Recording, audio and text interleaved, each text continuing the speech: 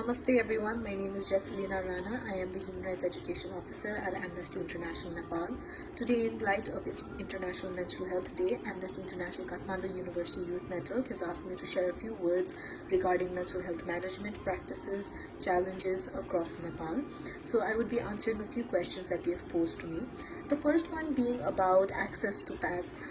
So as we know, access and affordability of pads definitely has been a challenge for menstruating individuals across the country. Government has been taking a lot of positive initiative to distribute pads during crisis times or even otherwise, and setting out budgets for free distribution of pads to women and girls in school or any other public areas. However, we also need to understand whether this is a sustainable model in the longer run, and sustainability, I think, leads us to another aspect in terms of the environmental approach, whether the pads that are being distributed will contribute to environmental pollution, to climate change.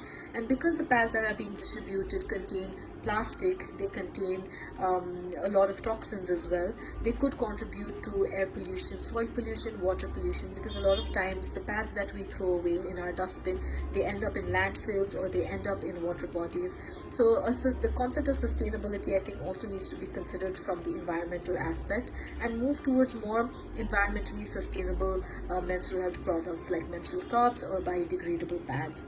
The second one being, in terms of sustainability, is the financial sustainability, whether a model of giving out free pads is feasible for the longer run. And I think this also brings us to the question of taxation on menstrual health products that has also been posed by the youth network. So in terms of the taxation, a lot of countries, a few countries in South Asia itself have taken out the tax on sanitary products, like India and Maldives as well.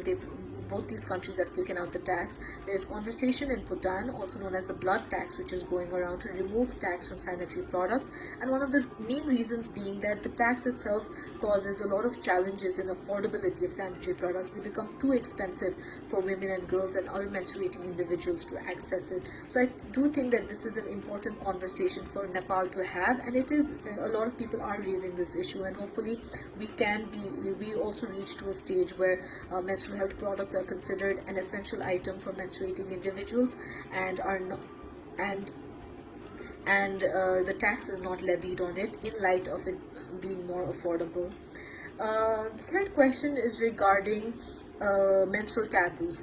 Although the taxation can ensure affordability of pads, I do not believe that this is the only way to bring down menstrual taboos.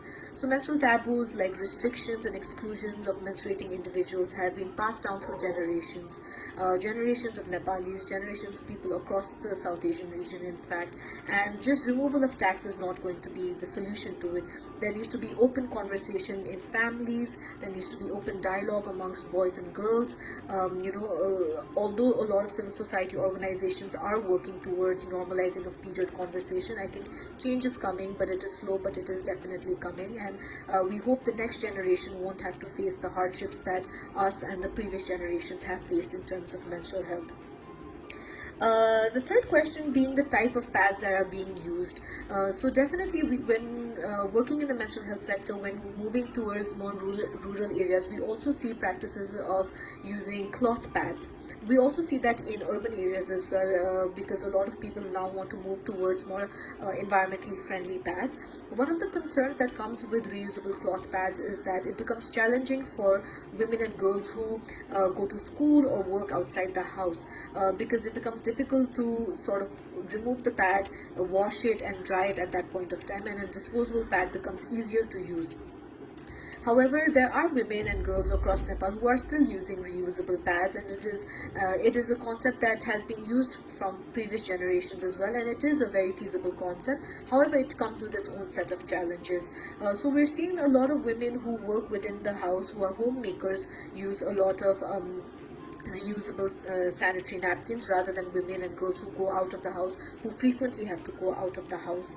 So in terms of the taxation, coming to the taxation bit, as I mentioned earlier, removal of the tax itself is not going to bring down menstrual taboos. There needs to be a human rights education, which is given a lot of focus to women, girls, men, boys, to normalize the conversation. However, we also need to understand the importance of removal of tax from these essential items.